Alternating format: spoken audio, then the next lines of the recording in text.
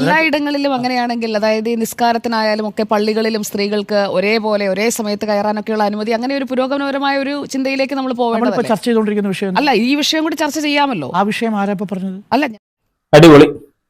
പള്ളികളിലേക്ക് ഇനി സ്ത്രീകളെ പ്രവേശിപ്പിക്കേണ്ടത് അത്യാവശ്യമായിട്ടുള്ള കാര്യമാണ്. കാരണം എന്ന് വെച്ചിട്ടുണ്ടെങ്കിൽ എല്ലാ മേഖലകളിലും, ഏത് ആരാധനാലയ കേന്ദ്രങ്ങളിലാണെങ്കിലും, ഏത് മതത്തിൻ്റെതാണെങ്കിൽ പോലും അവിടെ വലിയ രീതിയിലുള്ള മാറ്റങ്ങൾ വരണമെന്ന് ആഗ്രഹിക്കുന്നു.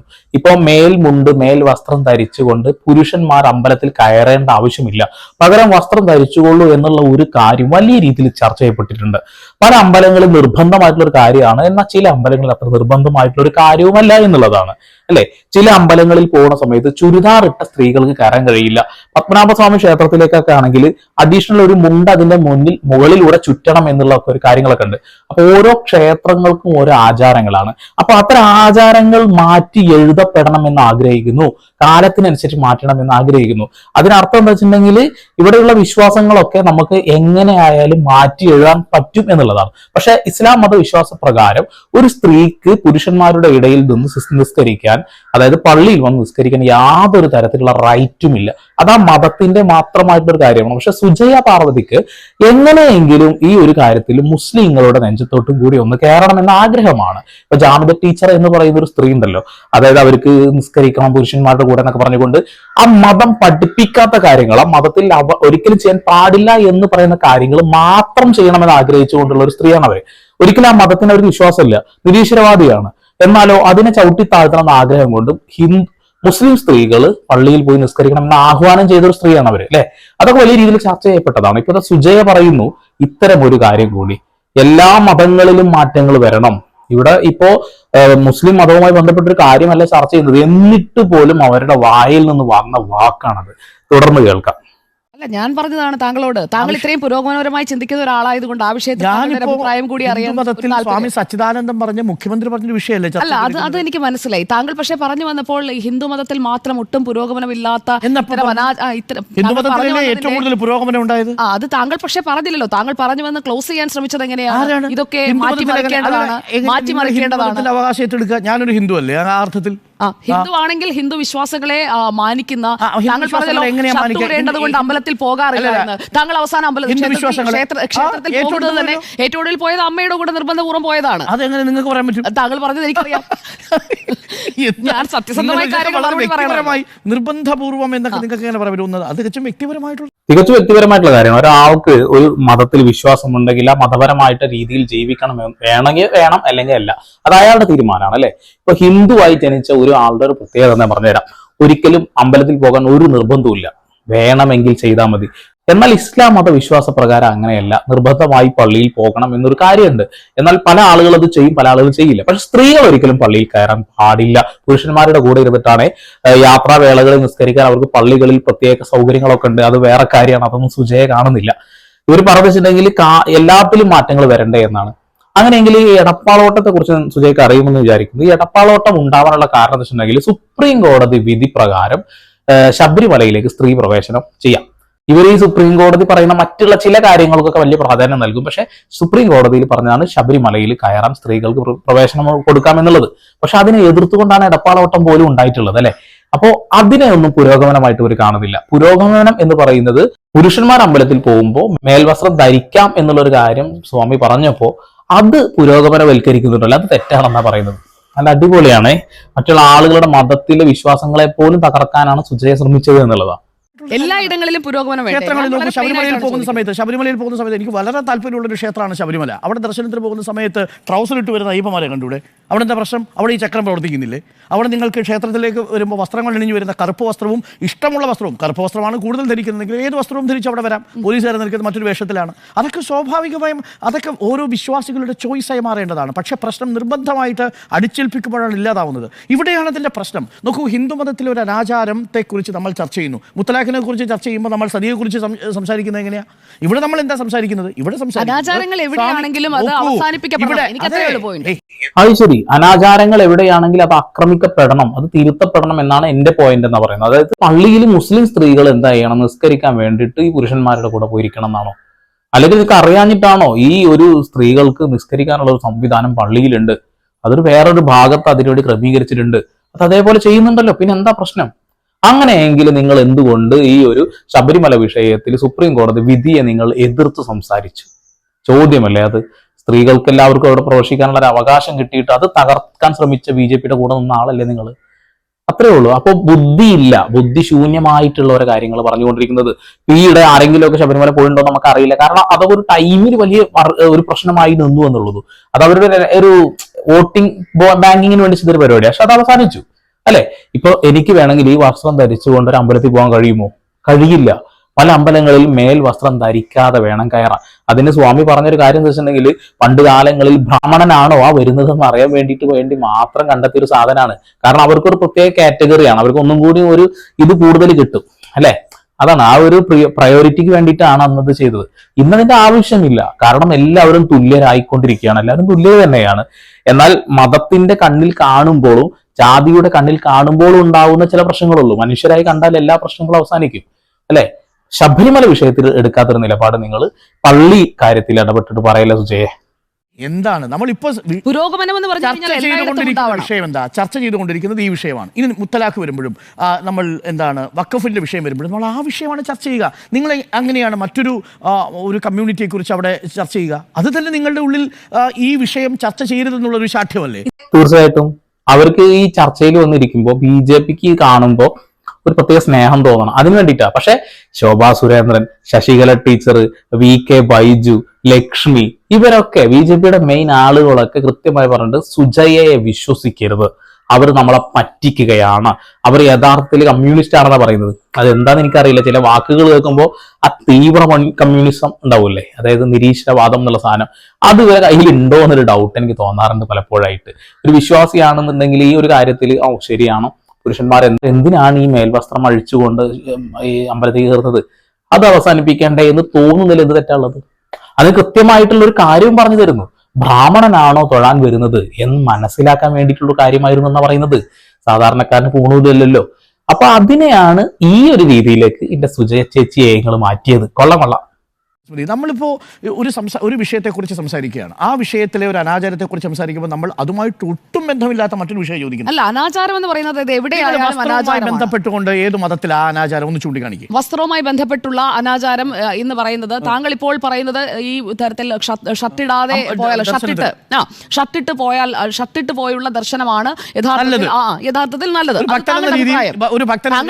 വിശേഷിപ്പിക്കരുതേ, താങ്കൾ ഭക്തനെന്ന് വിശേഷിപ്പിക്കരുത്. താങ്കളുടെ ഭക്തിയുടെ അളവുകോൽ എന്താണെന്ന് എനിക്കറിയാം.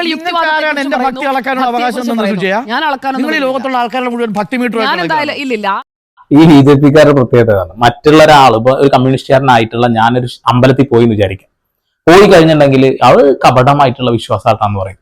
നേരെ തിരിച്ചൊരു വേറെ മറ്റുള്ള ഏതെങ്കിലും ഇപ്പൊ ഒരു BJPക്കാരൻ പോയി കഴിഞ്ഞാൽ അത് വലിയ സംഭവമാണ്. അതായത് മറ്റുള്ള ആളുകളുടെ ഭക്തി അളക്കുന്ന ഒരു മീറ്റർ BJPക്കാരുടെ കയ്യിലുണ്ട്. സുജയ് പറയുന്നത് വെച്ചിട്ടുണ്ടെങ്കിൽ അരുൺ എന്ന് പറയുന്ന ഒരാൾ നിരീശ്വരവാദിയാണ്, അമ്മ നിർബന്ധിപ്പിച്ച് അമ്പലത്തിൽ കൊണ്ടുപോയതാണെന്ന്. ഇവർ ശബരിമലയിലൊക്കെ പോയിട്ടൊരു മനുഷ്യനാന്ന് പറയുന്നത്. എന്റെ വിശ്വാസം അത് എനിക്ക് താല്പര്യമുള്ളപ്പോൾ ചെയ്യാം. ഹിന്ദുക്കൾക്ക് അങ്ങനെ പ്രത്യേകത ഉണ്ട്. എനിക്ക് താല്പര്യമുള്ളപ്പോൾ എനിക്ക് അമ്പലത്തിൽ പോകാം, അതിന് യാതൊരു തടസ്സവും.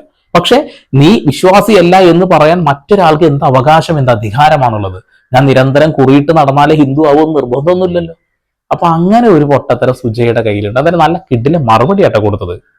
ആ മീറ്റർ കൊണ്ട് നടക്കുന്ന പാർട്ടി വളരെ ഫാസിസ്റ്റ് നിലപാടാണ്. ഒരിക്കലും താങ്കൾ അനാവശ്യ കാര്യങ്ങൾ എന്റെ വായിലേക്ക് ഒന്നും നോക്കണ്ട. സംസാരിക്കാൻ താല്പര്യമില്ല.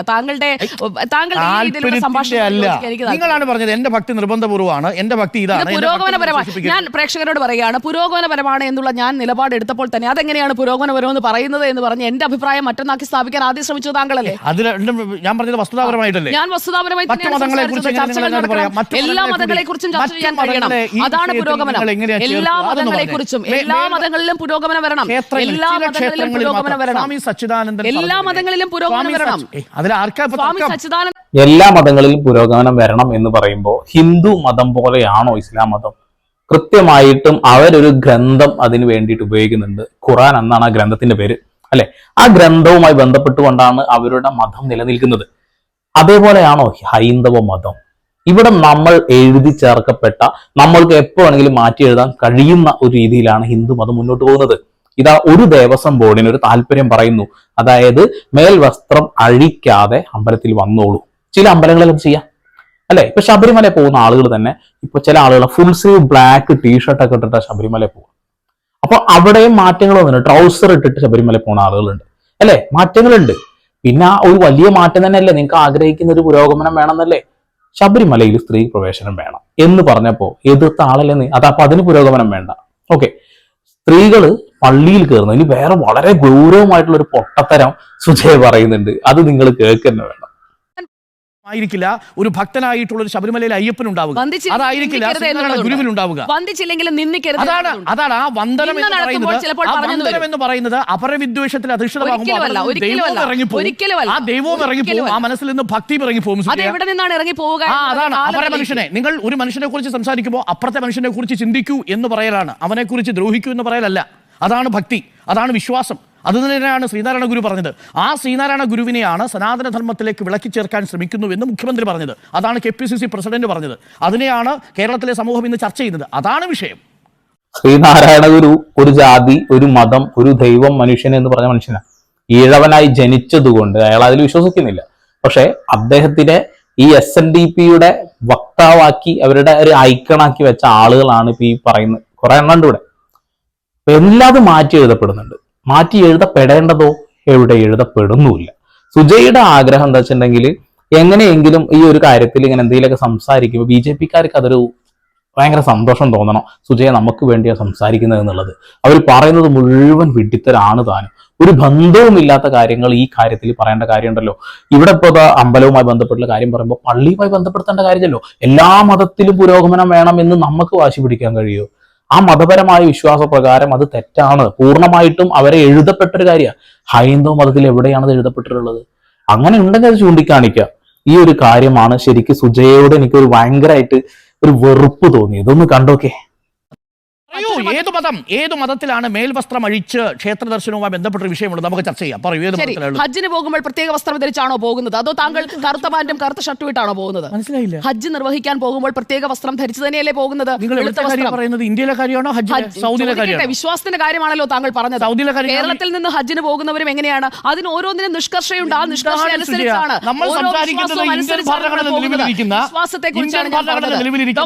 മതേതര സമൂഹമായ ഇന്ത്യയിലെ കേരളത്തിലെ ക്ഷേത്രങ്ങളെ കുറിച്ചാണ്. മലയാളിയായ ഒരു മതപരമായ സൗദി പോലെ ഒരു റിലീജിയസ് ആയ ഒരു രാജ്യത്തിലെ ഒരു ആചാരത്തെ കുറിച്ച് കേരളത്തിൽ ഇരുന്ന് ഞാൻ ഹജ്ജിലെ ഡ്രസ്സ് മാറണമെന്ന് പറയുന്നത് എന്താ സംബന്ധമാണ്? അടിപൊളി. സുജയ്ക്ക് തീരെ വെളിവില്ല എന്നുള്ളതിന്റെ ഏറ്റവും വലിയ ഉദാഹരണമാണ് ഇപ്പൊ നടന്നത്. ഹജ്ജിന് പോകുന്ന സമയത്ത് അവർ ഉപയോഗിക്കുന്ന ഒരു വസ്ത്രം ഉണ്ടല്ലേ, അതായത് ആ ഒരു ഒറ്റമുണ്ട് ഇങ്ങനെ ഇടുന്നത്, ആ വസ്ത്രം മാറ്റണം. അത് ശരിയല്ല. അവിടെ ഒരു പുരോഗമനം വേണം. സൗദി അറേബ്യ ഇന്ത്യയോട് ചേർത്ത് ഇന്ത്യൻ ഭരണഘടനയ്ക്ക് കീഴിലുള്ള ഒരു സ്ഥലമാണ്. നിങ്ങൾ ആദ്യം മനസ്സിലാക്കണം. ഇവിടെ ബുദ്ധിയില്ല എന്ന് പറഞ്ഞ ഇതാണ്. ശബരിമലയിൽ ഇപ്പൊ നിങ്ങൾ തന്നെ നോക്കിയാൽ അറിയാം, കൃത്യമായിട്ട് വ്രതം നോറ്റ് പോകുന്ന ആളുകൾ വളരെ കുറവാണ്. മറ്റുള്ള സംസ്ഥാനങ്ങളിൽ നിന്ന് വരുന്ന ആളുകൾ വളരെ മോശപ്പെട്ട രീതിയിലാണ് വന്നുകൊണ്ടിരിക്കുന്നത്. അവർ ഈ വസ്ത്രം അഴിക്കൊന്നുമില്ല. ഇനി ശബരിമലയിൽ പോകണമെന്നുണ്ടെങ്കിൽ ചെരുപ്പിടാൻ പാടില്ല എന്ന് ഞാൻ പലപ്പോഴും കേട്ടിട്ടുണ്ട്. പഴയ കുറെ ആളുകൾ പറഞ്ഞിട്ട് ചെരുപ്പ് അവർ ഇടാറില്ല. അതേപോലെ ചില ആളുകൾ ശബരിമല പോകുമ്പോൾ ഷേവൊക്കെ ചെയ്ത് പോടും. ഒരു വ്രതം നോൽക്കുന്ന ആള് അങ്ങനെ ചെയ്യരുത് എന്നുള്ളൊരു കാര്യം ഉണ്ടെന്നാണ് ഞാൻ മനസ്സിലാക്കുന്നത്. പക്ഷെ അതൊന്നുമില്ല. അപ്പൊ പുരോഗമനം വേണം, അതുകൊണ്ട് ഷേവ് ചെയ്യുക. പുരോഗമനം വേണം, ഷേവ് ചെയ്യുക, പോവാം. അതേപോലെ തന്നെ ശബരിമലയിലുള്ള മറ്റൊരു സാധനമാണ് സെലിബ്രിറ്റീസിന് കയറി വരാൻ ഭയങ്കര സെക്യൂരിറ്റിയും കാര്യങ്ങളും. അവർക്ക് ഒരുപാട് നേരം തൊഴാനും പറ്റും. ദിലീപ് കയറിയപ്പോൾ കോടതി ഇടപെട്ടു. നേരെ തിരിച്ച് മറ്റുള്ള രാഷ്ട്രീയ നേതാക്കന്മാർ വരുമ്പോൾ ഖമ എന്ന രാഷ്ട്രീയം ഇല്ല. ജയറാം വന്നിട്ടുണ്ട്, സുരേഷ് ഗോപി, അങ്ങനെ ഒരുപാട് ആളുകൾ വന്നപ്പോൾ ഒരു കുഴപ്പമില്ല. യേശുദാസ് അടക്കം വന്നിട്ട് ഒരുപാട് സമയം സ്പെൻഡ് ചെയ്തു. അതൊന്നും കുഴപ്പമില്ല. പുരോഗമനം വേണ്ടത് VIP-കൾക്കാണ്, സാമ്പത്തികമായുള്ള ആളുകൾക്കാണ്, അല്ലെ? അതുകൊണ്ടാകാം, എന്തോ ആവട്ടെ. ശബരിമലയുടെ വിഷയമാണെങ്കിൽ ശബരിമലയെ കുറിച്ച് പറയുക, ഹൈന്ദവനെ കുറിച്ച് പറയുക. ഒരു ബന്ധവും ഈ കാര്യത്തിലില്ലാത്ത മുസ്ലിമിനെ കുറിച്ച് പറയരുത്. മുസ്ലിം ആ ഒരു ഗ്രന്ഥത്തിൽ പറയുന്നതിനനുസരിച്ചാണ് ജീവിക്കുന്നത്. ഖുറാനിൽ കൃത്യമായി പറയുന്നുണ്ട്, പള്ളിക്കകത്ത് പുരുഷന്മാരുടെ കൂടെ ഇരുന്നു കൊണ്ട് അവർക്ക് നിസ്കരിക്കാൻ കഴിയില്ല, സ്ത്രീകൾക്ക് കഴിയില്ല. ആ ഒരു കാര്യത്തിൽ പുരോഗമനം വേണം എന്ന് സുജയ് നിനക്ക് എങ്ങനെയാണ് പറയാൻ തോന്നുന്നത്? സൗദി അറേബ്യയിൽ നടക്കുന്ന ഒരു കാര്യത്തെക്കുറിച്ച് നിങ്ങൾ എങ്ങനെയാണ് ഇന്ത്യയിൽ വെച്ച് പറയുന്നത്? ഇന്ത്യയിൽ നിന്ന് ഒന്നും മാറ്റം വരുത്താൻ കഴിയില്ല. കേരളത്തില് അല്ലെങ്കിൽ ഇന്ത്യയിൽ മാറ്റം വരുത്തേണ്ട പല കാര്യങ്ങളുണ്ട്. ആദ്യം ഈ വർഗീയ വിദ്വേഷം പ്രചരിപ്പിക്കുന്ന നിങ്ങളെ പോലെയുള്ള ആളുകൾ ആ അക്ഷരങ്ങളൊക്കെ ഒന്ന് മാറ്റിപ്പിടിക്കണം. എന്നിട്ട് മതസൗഹാർദ്ദത്തിന് വേണ്ടി ഒരക്ഷരമെങ്കിലും എന്നെങ്കിലുമൊക്കെ ഒന്ന് പറയണം, കേട്ടോ. ലാൻഡ് സ്ലൈഡ് നടന്ന സമയത്ത് മേക്കപ്പ് ഇട്ട് അവിടെ പോയിട്ട് ഡയലോഗ് അടിച്ചിട്ട് ജനങ്ങൾ സംസാരിച്ചത് കൊണ്ട് മാത്രം നിങ്ങൾ മുഖം മാറ്റി വൃത്തിയാക്കി പോയിട്ടൊരു മനുഷ്യത്തെയാണ് നിങ്ങൾ. അപ്പോൾ എവിടെയാണ് എന്താണ് സംസാരിക്കേണ്ടതെന്നുള്ള യാതൊരു ബോധവും നിങ്ങൾക്കില്ല എന്ന് ഞങ്ങൾക്ക് വ്യക്തമായിട്ട് അറിയാം. ഓക്കെ, പള്ളിക്കകത്ത് സ്ത്രീകൾ കയറണയോ കയറണ്ടോ എന്നൊക്കെ അവരുടെ മതപരമായ വിശ്വാസം, അത് നടക്കട്ടെ. ഒരു ഹൈന്ദവൻ അമ്പലത്തിൽ പോകണോ പോകണ്ടയോ എന്ന് നിർബന്ധമുള്ള ഏതെങ്കിലും ഒരു ഭാഗം നിങ്ങളൊന്ന് പറയണം കേട്ടോ. ഓക്കെ, ഇതിന്റെ ശേഷം ബാക്കി കാര്യങ്ങൾ നോക്കാം. ഓക്കെ, ചാനൽ ഇഷ്ടപ്പെടുന്ന ആരെങ്കിലും ഉണ്ടെങ്കിൽ സബ്സ്ക്രൈബ് ചെയ്യുക, ബെല്ലൈക്കൻ എനേബിൾ ചെയ്യുക. വീണ്ടും പുതിയ വാർത്താ വിശേഷങ്ങളുമായി ഞാൻ വരുമ്പോൾ സന്ദീപ് റിപ്പോർട്ട് സൈനിങ് ഓഫ്.